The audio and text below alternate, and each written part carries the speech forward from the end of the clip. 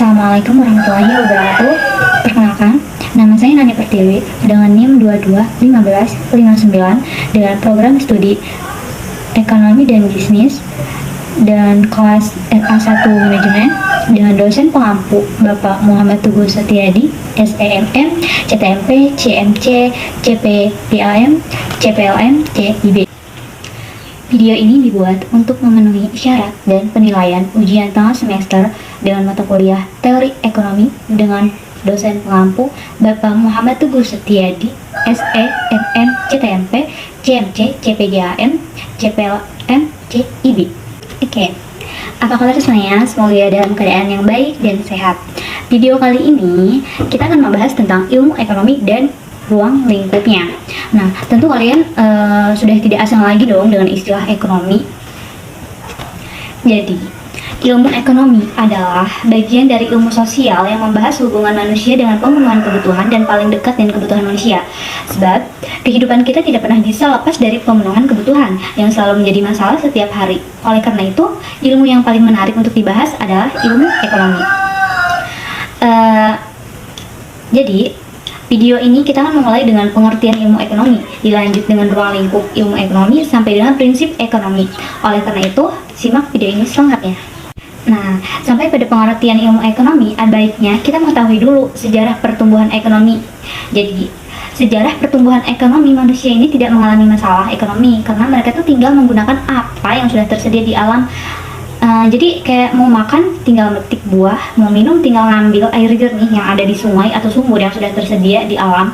Jika mau tidur, mereka tuh tinggal mengatur kayu-kayu dan dedaunan agar bisa tidur.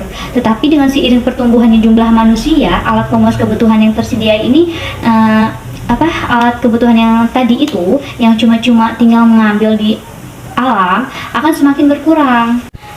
Maka manusia mulai melakukan perburuan atau pencarian ikan di sungai untuk memenuhi kebutuhan hidupnya.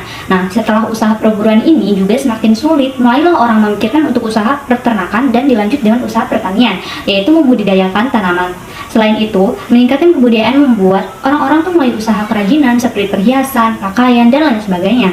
Akhirnya, untuk mempermudah pemenuhan kebutuhan, jenis usaha semakin beragam dan pembuatan barang semakin berkembang. Kita mengenalnya dengan istilah industri. Nah, selain dengan ditemukannya alat transportasi, jangkauan perdagangan itu semakin meluas, yang akhirnya tuh sampai kepada tingkat perdagangan intensional. Nah, evaluasi kehidupan yang saya jelaskan tadi sesuai dengan sejarah pertumbuhan ekonomi yang ditemukan oleh Friedrich, seorang ilmu ekonomi dari Jerman. Nah, kemudian pengertian ekonomi itu perlu kalian ketahui. Ekonomi berasal tuh dari bahasa Yunani, yaitu oikos nomos. Ekonomi yang berarti rumah tangga dan nomos yang berarti tata cara atau aturan hukum. Jadi nomos dapat diartikan sebagai tata cara atau aturan-aturan dalam rumah tangga. Tentu rumah tangga yang dimaksud ini adalah unit, misalnya rumah tangga perusahaan, rumah tangga pemerintahan, dan lain sebagainya. Nah, kemudian apa ilmu ekonomi? Jadi, ilmu ekonomi adalah ilmu yang mempelajari pemanfaatan sumber-sumber daya yang terbatas. Untuk mengetahui kebutuhan manusia yang tidak terbatas, perlu kalian garis bawahi. Di sini, pemanfaatan sumber-sumber daya yang terbatas untuk memenuhi kebutuhan manusia yang tidak terbatas. Atau dengan kata lain, bagaimana sih cara kita memanfaatkan sumber dayanya ini yang terbatas ini untuk memenuhi kebutuhan manusia, memenuhi kebutuhan kita yang tidak terbatas. Kemudian, ruang lingkup ilmu ekonomi. Jadi, ilmu ekonomi ini memiliki ruang lingkup mikro dan makro sehingga mudah untuk dipelajari. Nah, keduanya ini memberikan batasan dan asumsi yang jelas secara sederhana. Ekonomi mikro ini berarti ilmu ekonomi yang kecil, karena mikro berasal dari bahasa Inggris yang berarti kecil. Ekonomi mikro adalah cabang ilmu ekonomi yang secara khusus ini membahas perilaku individu dan perusahaan yang dihadapkan pada keterbatasan sumber daya ekonomi. Nah, mikro ini lebih membahas kegiatan ekonomi dari efektif individual seperti individu sebagai seorang konsumen, individu, dan pemanfaatan. Faktor-faktor produksi dan individu sebagai seorang produsen. Sedangkan ekonomi mikro adalah cabang dari ilmu ekonomi yang mempelajari keseluruhan ekonomi dalam bentuk barang, jumlah barang, dan jasa yang diproduksi. Total pendapatannya ini dihasilkan tingkat pengangguran serta sifat-sifat umum harga barang, sehingga ilmu ekonomi makro itu lebih digunakan untuk menganalisis masalah-masalah yang lebih general gitu, yang lebih umum, yang lebih besar cakupannya seperti analisis tentang kebijakan pemerintahan mengenai stabilitas harga, tingkat pengangguran, pertumbuhan ekonomi dan lain sebagainya. Kemudian prinsip ekonomi ini muncul akibat dari kebutuhan manusia yang tidak terbatas, sedangkan alat pemuas kebutuhannya ini terbatas. Hal ini nih menyebabkan manusia itu harus bertindak rasional. Alat pemuas kebutuhannya itu terbatas, tetapi kebutuhan kita sebagai seorang manusia tidak terbatas. Manusia itu perlu berpikir agar sumber daya yang terbatas itu dapat memasukkannya ke kebutuhan kita, dapat memenuhi kebutuhan kita. Untuk itu manusia melakukan alternatif pilihan kebutuhan dalam memanfaatkan sumber daya yang ada. Nah, sebagai contohnya ini, Pak Darmawan adalah seorang pengusaha ternak ayam petelur. Nah, agar dapat menghasilkan telur yang baik dan berkualitas, Pak Darmawan ini memberikan ayam-ayamnya makan dan vitamin yang baik, kebersihan kandang yang memberikan penerangan cukup, pengorbanan yang tertentu ini. Pak Darmawan memperoleh keuntungan berlimpah dari hasil ternaknya. Nah, dari kisah sukses Pak Darmawan ini dengan usaha ternaknya, karena menerapkan prinsip yang benar dan tepat dalam dasar setiap keputusannya, atau lebih dikenal dengan istilah prinsip ekonomi. Jadi, prinsip ekonomi adalah dasar berpikir yang digunakan manusia dalam melakukan tindakan ekonomi, yaitu dengan pengorbanan sekecil-kecilnya untuk memperoleh hasil tertentu, atau dengan pengorbanan tertentu ingin memperoleh hasil yang maksimal. Untuk dapat melaksanakan prinsip ini, manusia harus melakukan efisiensi. Nah, kita masuk ke materi kedua, yaitu kita akan membahas tentang perkembangan teori ekonomi. Jadi, sejak lahir, manusia ini sudah memiliki berbagai kebutuhan. Pada awal peradaban manusia, kebutuhan ini sangat terbatas dan sifat sederhana. Tetapi, dengan semakin majunya tingkat peradaban, makin banyak dan bervariasi pula kebutuhan manusia. Sementara, di lain pihak, alat pemuas kebutuhan manusia ini terbatas adanya. Ketidakseimbangan antar kebutuhan yang selalu meningkat dengan alat pemuas kebutuhan yang terbatas menyebabkan diperlukannya sebuah ilmu yang disebut ilmu ekonomi. Pada perkembangannya, begitu banyak permunculan pemikiran-pemikiran dari ahli ekonomi. Akan tetapi, pemikiran tersebut memang pada suatu waktu dapat diterima, namun di lain waktu dapat dianggap tidak mampu memecahkan masalah sosial ekonomi yang dihadapi. Diperlukan adanya perbaikan, pengembangan, ataupun perubahan seluruhnya. Perubahan cara pandang tersebut terkadang berlangsung secara pelan dan berlangsung secara revolusi dan bahkan smooth, tetapi berapa kali juga dapat diradiakal dengan mempelajari sejarah perkembangan pemikiran ekonomi dan sistem perekonomian. Diharapkan kita dapat mengetahui teori-teori yang digunakan dalam menghadapi masalah ekonomi tertentu dapat kita jadikan sebagai dasar referensi untuk mengambil keputusan dalam menanggapi masalah-masalah ekonomi. Masalah-masalah ekonomi yang terjadi sekarang. Nah, perkembangan teori ekonomi sesungguhnya, persoalan ekonomi sama tuanya dengan peradaban manusia itu sendiri. Pemikiran ekonomi sendiri merupakan suatu pemikiran yang harus dilacak melalui sejarah perkembangan pemikiran cara sekarang. Tetapi, bukti konkret paling awal yang bisa ditelusuri ke belakang hanya hingga masa Yunani kuno. Kapitalisme yang terlebih dahulu, ekonomi dari terdahulu sampai pemikiran ekonomi masa praklasik Yunani kuno. Pemikiran ekonomi masa praklasik dapat dikelompokkan atas 4 bagian, yaitu masa Yunani kuno, skolastik, masa merkantilisme, dan pemikiran ekonomi sesuai mazhab aristokrat. Aristoteles adalah yang pertama kali memikirkan tentang transaksi ekonomi dan membedakan di antaranya antara yang bersifat natural atau unnatural. Transaksi natural terkait dengan penguas kebutuhan dan pengumpulan kekayaan yang terbatas jumlah tujuan yang dikehendakinya. Transaksi unnatural bertujuan pada kumpulan kekayaan yang secara potensi tak terbatas. Dia menjelaskan bahwa kekayaan unnatural tidak terbatas karena dia menjadi akhir dari dirinya sendiri ketimbang sebagai saran menuju akhir yang lain, yaitu pemenuhan kebutuhan. Contoh dari transaksi ini disebut adalah perdagangan moneter dan reptil yang diejek sebagai unnatural dan bahkan tidak bermoral. Pandangannya ini kelak akan banyak dipuji oleh para penulis Kristen di abad pertengahan. Aristoteles juga membela pemikiran pribadi yang menurunkan akan tetapi memberikan peluang seorang untuk melakukan kebijakan dan memberikan dharma dan cinta sesama yang merupakan bagian dari jalan emas dan kehidupan yang baik ala Aristoteles. Chanakya adalah tokoh berikutnya. Dia sering mendapat julukan sebagai Indian Machiavelli. Dia adalah profesor ilmu politik pada Taxila University dari India kuno dan kemudian menjadi Premier Minister. Nah, dari kerajaan Mauryan yang dipimpin oleh Chandraputra Maurya, dia tuh menulis karya yang berjudul Arthasastra atau ilmu mendapatkan materi, yang dapat dianggap sebagai pendahulu dari Machiavelli's The Prince. Banyak masalah yang dibahas dalam karya itu masih relevan sampai sekarang, termasuk diskusi tentang bagaimana sih konsep manajemen yang efisiensi dan juga masalah etika di bidang ekonomi. Chanakya jadi berfokus pada isu kesejahteraan seperti redistribusi kekayaan pada kaum pada dan etika kolektif yang dapat mengangkat kebersamaan masyarakat. Jika kita melihat ke belakang, ternyata pemikiran tentang ekonomi sudah ada bersamaan dengan adanya manusia itu sendiri, tetapi karena kesulitan dalam mengumpulkan bukti, pemikiran paling awal yang bisa ditelusuri adalah pemikiran pada masa Yunani kuno.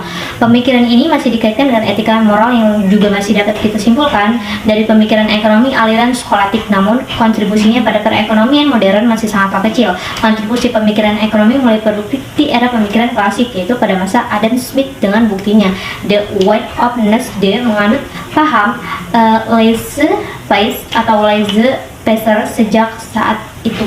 Sejak saat itu, ilmu ekonomi diproklamasikan sebagai salah satu cabang disiplin ilmu tersendiri, dan Adam Smith sendiri secara aklamasi diakui sebagai bapak ekonomi. Kemudian muncul pemikiran baru yang menantang pemikiran Adam Smith yang dipimpin oleh Karl Marx.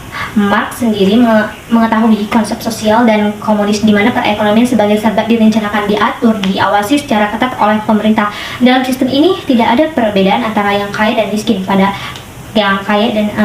abad 20-an muncullah pendapat yang menentang pemikiran Marx sekaligus memperbaiki konsep klasik para pendukung Smith.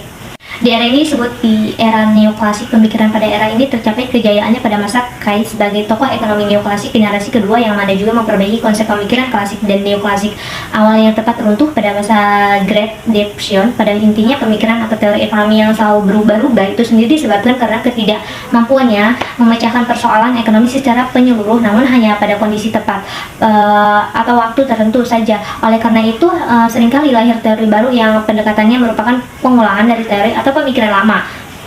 Karena ibarat pemikiran setelah banyak muncul metode ini itu, orang akhirnya itu kembali juga ke mode yang lama, yaitu mode klasik yang lebih sederhana. Tentu dengan penyesuaian dengan kondisi yang terjadi saat ini, belajar bersama tentang konsep elastisitas permintaan dan elastisitas penawaran. Sekarang kita masuk ke materi ketiga, yaitu elastisitas permintaan dan penawaran. Jadi, elastisitas permintaan dan penawaran ini merupakan ukuran yang menunjukkan sampai di mana kuantitas yang diminta atau ditawarkan akan mengalami perubahan sebagai akibat dari suatu perubahan harga.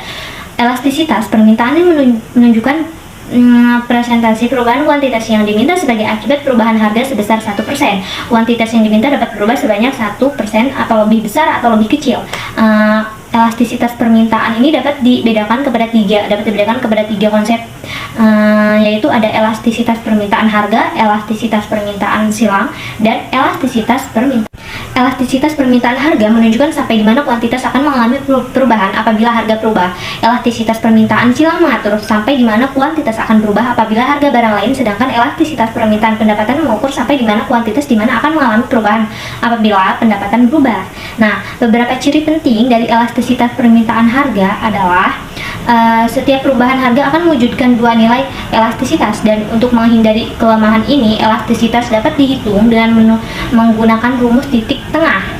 Sepanjang garis lurus, nilai elastisitasnya itu berbeda, dan tingkat elastisitas dapat dibedakan kepada 5 golongan: elastisitas tidak elastis, elastisitas univer, tidak elastis, sempurna, dan elastisitas sempurna. 5 faktor utama yang menentukan elastisitas permintaan harga adalah banyaknya barang pengganti yang tersedia, presentasi pendapatan yang belanjakan, dan jangka waktu analisis. Terdapat perkaitan yang erat di antara elastisitas dari hasil penjualan. Sifat perkaitan itu ialah apabila permintaan elastisitas perubahan harga akan menambah hasil penjualan, sebaliknya apabila permintaan tidak elastis penurunan harga akan menurun hasil penjualan, dan apabila nilai elastisitas permintaannya adalah 1, perubahan harga tidak mengubah hasil penjualan. Elastisitas penawaran menunjukkan persentase perubahan kuantitas yang ditawarkan sebagai akibat perubahan harga sebesar 1%.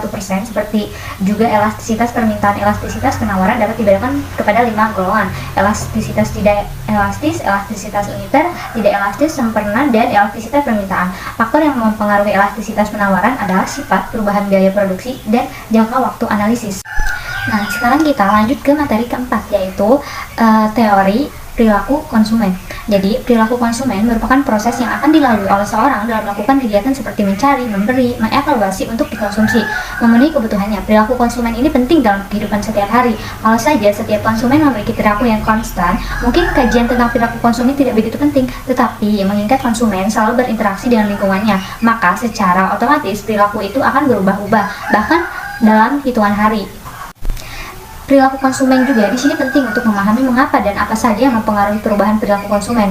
Perilaku konsumen akan menentukan proses pengambilan keputusan dalam pembelian mereka. Keputusan ini merupakan salah satu kegiatan untuk dilakukan oleh setiap orang dalam setiap waktu dan di segala tempat. Keputusan tersebut termasuk keputusan yang menyangkut kegiatan individu. Proses pengambilan keputusan konsumen ini sangat berhubungan pada keputusan pengembalian. Oleh karena itu, sangatlah penting memahami perilaku konsumen agar pemasaran dapat menggambarkan bagaimana proses keputusan pembelian itu dibuat. Sekarang kita lanjut ke materi kelima, yaitu teori biaya dan penerimaan. Teori biaya dan penerimaan ini mencakup pemahaman mendalam tentang bagaimana perusahaan membuat keputusan produksi dan menentukan tingkat output yang optimal dalam konteks ekonomi. Berikut adalah beberapa kesimpulan. Pertama, ada kesimpulan antara biaya dan penerima. Teori biaya dan penerima ini membantu perusahaan mencari keseimbangan antara biaya produksi dan penerimaan dari penjual barang atau jasa. Pemahaman yang baik tentang biaya dan penerimaan mungkin perubahan mengoptimalkan keuntungan. Dan yang kedua, ada peran kurva biaya. Kurva biaya terutama biaya total, biaya marginal, dan biaya rata-rata memberikan gambaran tentang hubungan antar produksi dan biaya. Pemahaman terhadap kurva biaya membantu perusahaan mengidentifikasi titik di mana produksi mencapai efisiensi optimal. Dan yang ketiga, ada penerimaan marginal dan elastisitas. Harga permintaan penerimaan marginal adalah konsep kunci dalam menentukan tingkat output yang optimal, terutama ketika dikaitkan dengan elastisitas harga permintaan. Pemahaman tentang elastisitas membantu perusahaan merespon perubahan dalam permintaan pelangganan dengan strategi harga yang tepat. Dan yang keempat, ada pengaruh struk pasar. Struk pasar memainkan peran penting dalam menentukan bagian perusahaan merespon. Dalam hal harga yang menerima, perusahaan dalam besar bersaing sempurna mungkin memiliki strategi harga yang berbeda dibandingkan dengan perusahaan yang berposisional di pasar dengan kekuatan di pasar. Dan yang kelima, ada teknologi dan perubahan biaya. Perubahan dalam biaya produksi, perubahan yang mampu mengadopsi teknologi baru dengan efisiensi dapat meningkatkan mengoptimalkan biaya. Ada pengaruh kebijakan pemerintahan. Kebijakan pemerintah seperti regulasi dan pajak dapat memiliki dampak besar terhadap biaya produksi. Perusahaan perlu dipertimbangkan aspek-aspek ini dalam merencanakan strategi biaya mereka. Dan ketujuh, ada juga pasar global dan dampaknya. Dalam era globalisasi, perusahaan ini perlu mempertimbangkan dampak strategi biaya dan penerimaan mereka dalam konteks pasar global. Faktor seperti perbedaan kebijakan perdagangan internasional dapat mempengaruhi pilihan strategi perusahaan. Nah, kesimpulan ini menunjukkan bahwa pemahaman yang baik tentang teori biaya dan penerimaan memberikan alat analisis yang presis yang kuat bagi perusahaan untuk mengambil keputusan yang informasional dan efisien dalam hal produksi, harga, dan strategi pemasaran mereka. Oke, sekarang kita masuk ke materi terakhir atau materi ke-6 tentang teori produksi dan kegiatan perusahaan.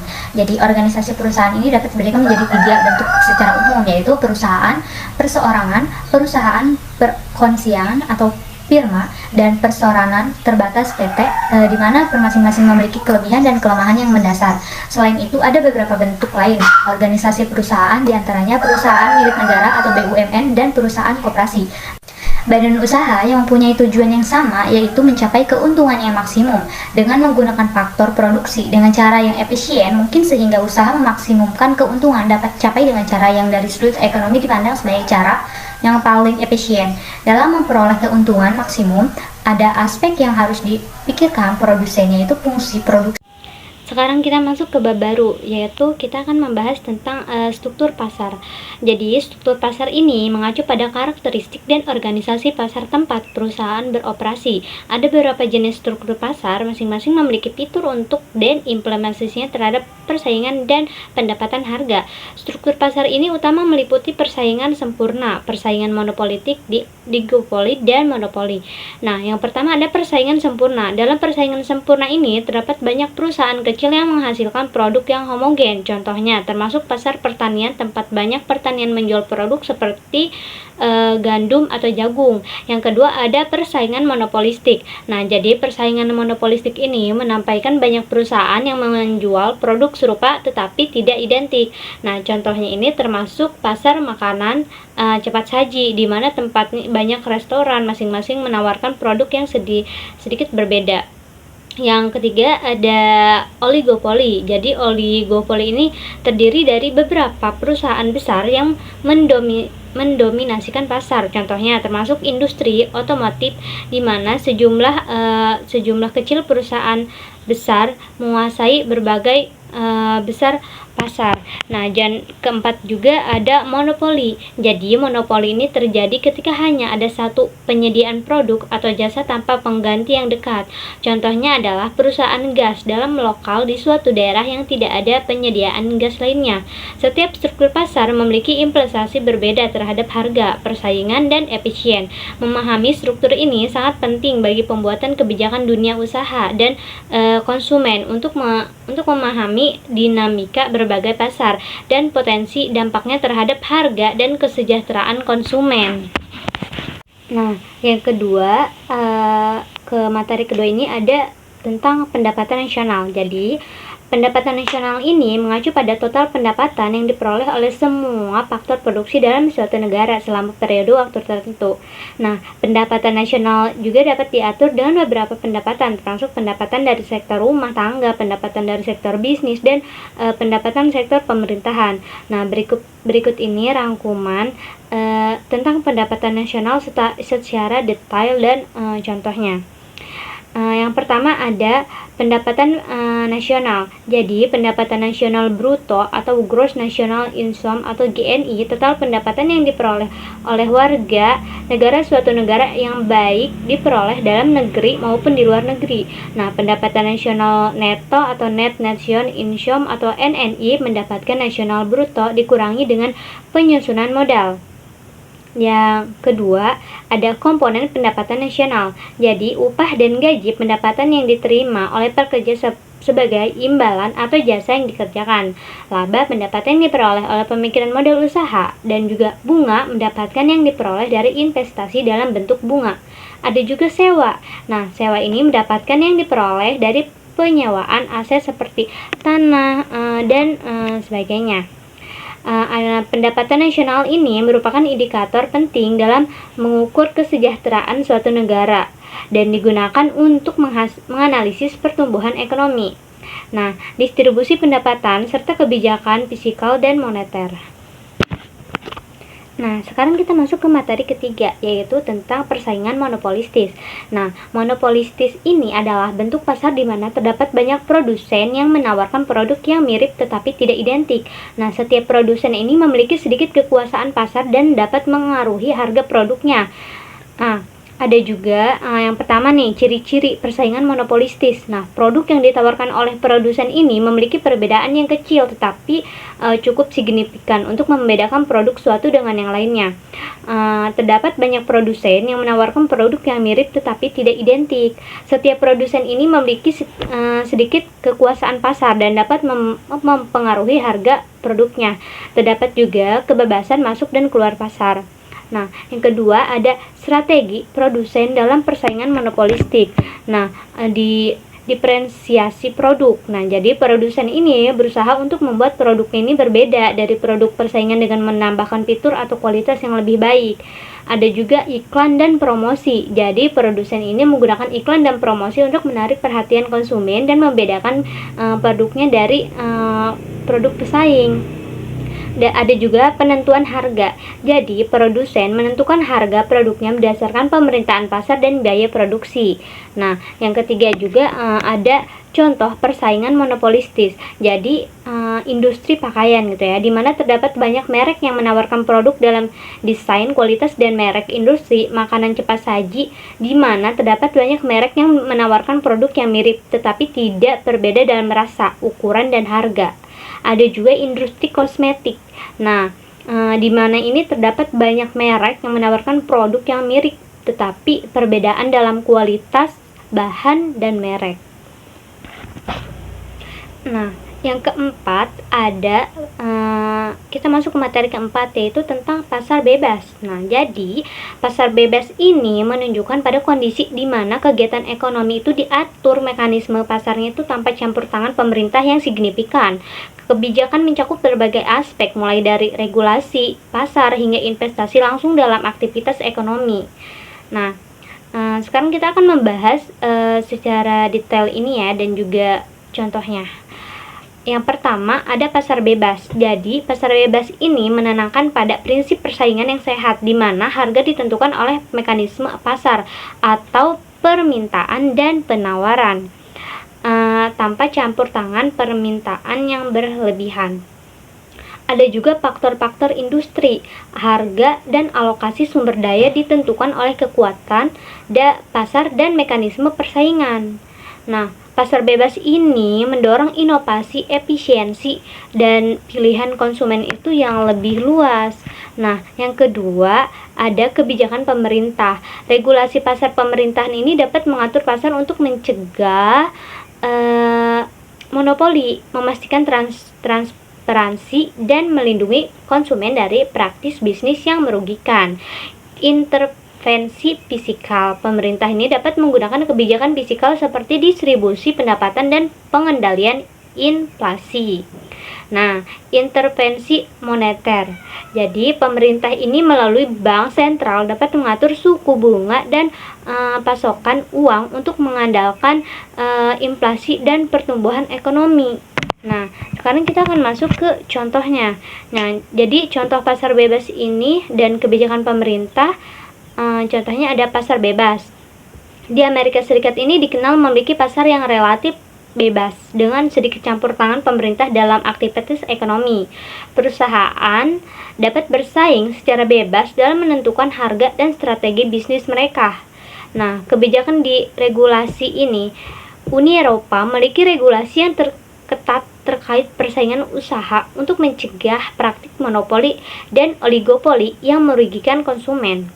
Ada juga investasi fiskal. Jadi pemerintah India ini memerlukan subsidi pangan untuk membantu masyarakat yang kurang mampu. Nah, jadi pasar bebas dan kebijakan pemerintah merupakan dua elemen penting dalam pasar bebas, dan investasi pemerintah dapat mempengaruhi pertumbuhan ekonomi, distribusi pendapatan, dan kesejahteraan masyarakat. Sekarang kita masuk ke materi kelima, yaitu kebijakan fiskal dan kebijakan moneter. Jadi, kebijakan fiskal dan kebijakan moneter ini merupakan dua instrumen utama yang digunakan oleh pemerintah dan bank sentral untuk mengatur aktivitas ekonomi satu negara. Nah, yang pertama ada kebijakan fiskal. Jadi, kebijakan fiskal ini merupakan pada pengaturan pendapatan dan pengeluaran pemerintahan untuk mempengaruhi aktivitas ekonomi. Jadi, instrumen utama kebijakan fiskal ini adalah perubahan dalam pajak dan pengeluaran pemerintah. Contoh dari kebijakan fiskal ekspansi adalah menunjukkan pajak untuk mendorong konsumen dan investasi, serta peningkatan pengeluaran pemerintah untuk memicu pertumbuhan ekonomi. Sebaiknya, kebijakan fiskal kontrak melibatkan kenaikan pajak dan pengeluaran pemerintah untuk mengandalkan inflasi dan definisi anggaran. Nah, yang kedua, kita masuk ke kedua ya, yaitu tentang kebijakan moneter.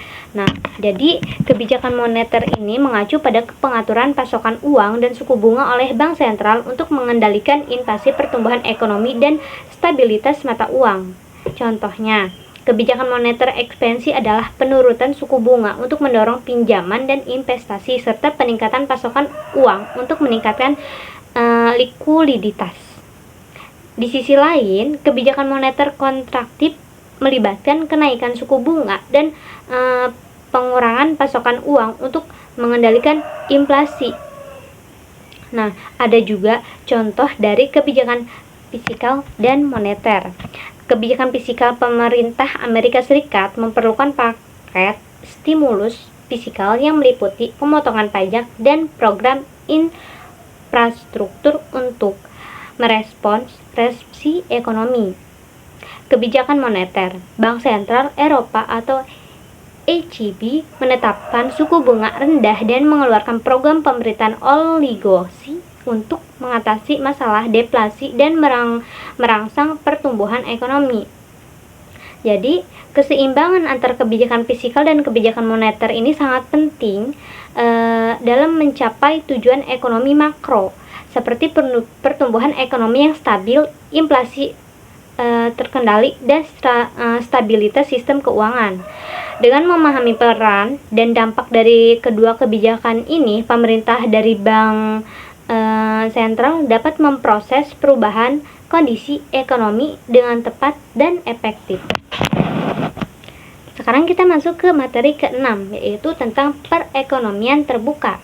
Jadi, perekonomian terbuka ini merujuk pada kondisi di mana suatu negara terlibat dalam perdagangan internasional dan memiliki ketergantungan ekonomi dengan negara lain. Nah, berikut ini kita rangkum tentang perekonomian terbuka secara detail dan contohnya. Oke, yang pertama kita akan membahas tentang karakteristik perekonomian terbuka. Nah, pertama, ada negara terbuka memiliki ketergantungan ekonomi dengan nasional lain melalui perdagangan internasional, investasi asing, dan arus modal. Yang kedua, ada perekonomian terbuka. Nah, jadi perekonomian terbuka juga dapat mempengaruhi tingkat inflasi, pertumbuhan ekonomi, dan stabilitas keuangan satu negara. Yang kedua, ada keuntungan perekonomian terbuka. Nah, perekonomian terbuka dapat meningkatkan efisiensi dan inovasi melalui persaingan global. Nah, negara terbuka dapat memanfaatkan keuntungan komparatif dalam produksi dan perdagangan internasional untuk meningkatkan kesejahteraan masyarakat. Investasi asing dapat membantu meningkatkan pertumbuhan ekonomi dan menciptakan lapangan kerja. Yang ketiga, ada tantangan perekonomian terbuka. Nah, perekonomian terbuka ini dapat mengalami volatilitas dan ketidakstabilan akibat fluktuasi pasar global dan arus modal. Nah, ketergantungan ekonomi dengan negara lain dapat mempengaruhi kebijakan ekonomi dan kebijakan luar negeri satu negara. Persaingan global ini dapat mempengaruhi instruksi domestik dan menciptakan ketimpangan dalam distribusi pendapatan. Nah, contoh dari perekonomian terbuka ada Jepang, adalah contoh perekonomian terbuka yang sangat tergantung pada pedagang internasional dan investasi asing. Negara ini memiliki surplus perdagangan yang besar dan tergantung. Amerika Serikat, ada juga nih Amerika Serikat. Amerika Serikat juga merupakan contoh perekonomian terbuka yang memiliki ketergantungan ekonomi dengan negara lain melalui perdagangan internasional dan arus modal. Negara ini memiliki defisit perdagangan yang besar dan tergantung pada import untuk mempengaruhi kebutuhan domestik. Nah, jadi keseimbangan antara keuangan dan tantangan perekonomian terbuka ini sangat penting dalam pencapaian tujuan ekonomi makro, seperti pertumbuhan ekonomi yang stabil, inflasi yang terkendali, dan stabilitas sistem keuangan. Dengan memahami karakteristik dan dampak dari perekonomian terbuka, negara ini dapat merespon perubahan kondisi ekonomi global dan tepat dan efektif. Terima kasih.